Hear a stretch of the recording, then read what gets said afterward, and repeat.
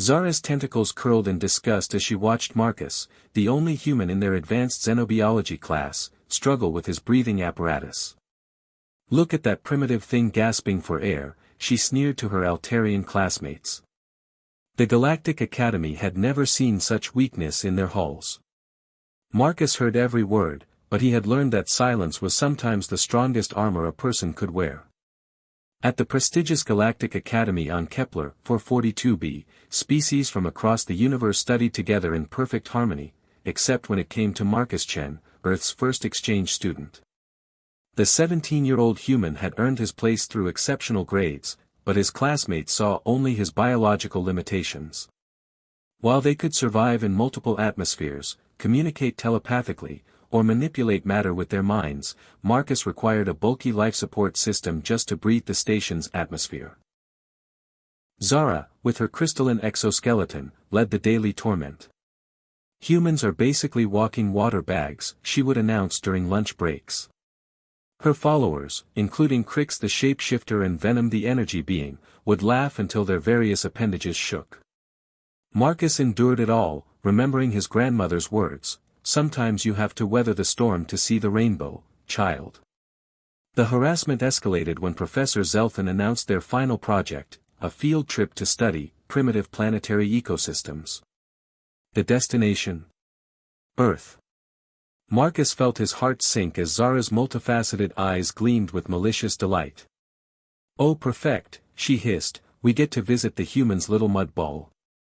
I wonder if we'll see any other knuckle-draggers." During the hyperspace journey, Marcus remained silent while his classmates made increasingly cruel jokes about his home world. "I heard Earth creatures still use verbal communication," Crix giggled, his form shifting colors with amusement. "How wonderfully primitive." Marcus closed his eyes and thought of his father's advice, "True strength isn't about what you can do to others, son. It's about what you can endure and still choose to be kind." Everything changed the moment their shuttle touched down in the Amazon rainforest. The Academy's protective shields that had kept the alien students safe throughout the galaxy suddenly flickered and failed. Earth's unique electromagnetic field, something Marcus had mentioned in his ignored presentations, began interfering with their technology. Within minutes, Zara's breathing apparatus malfunctioned. Crix found himself locked in his current form, unable to shift. Venom's energy was being drained by the planet's magnetic pull. Panic rippled through the group as they realized they were stranded in an environment their advanced technology couldn't handle. Their superior biology meant nothing here. "We're going to die on this backward planet," Zara wheezed, her crystalline form cracking in Earth's humid atmosphere. That's when Marcus stepped forward, removing his own life support system and breathing deeply of his home world's air. "Follow me," he said calmly, leading them toward higher ground where the electromagnetic interference was weaker. He gathered earth plants whose properties he'd studied since childhood, creating makeshift filters for their breathing apparatus. Using primitive fire-making techniques his grandfather had taught him, he signaled their rescue ship. As they waited, Marcus shared his water rations and used his knowledge of Earth's ecosystems to keep them safe from local predators. When their rescue arrived, the classmates who had mocked him for months stared in stunned silence. Zara approached Marcus hesitantly, her pride visibly crumbling.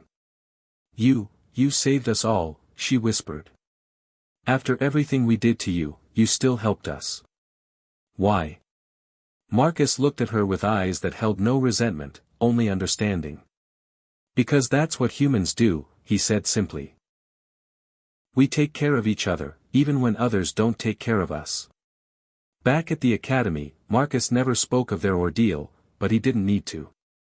His classmates had learned that intelligence comes in many forms, and that sometimes the greatest strength lies in the quiet courage to do what's right. Zara became his first real friend, often saying, "I thought I knew what evolution meant, until I met someone who had already evolved past the need for revenge." The human exchange student was no longer seen as weak or primitive. He had shown them all that true superiority isn't about having the best technology or the strongest abilities, it's about having the wisdom to use whatever gifts you have to lift others up. As Marcus often reflected, home isn't just a place you come from, it's the values you carry with you wherever you go.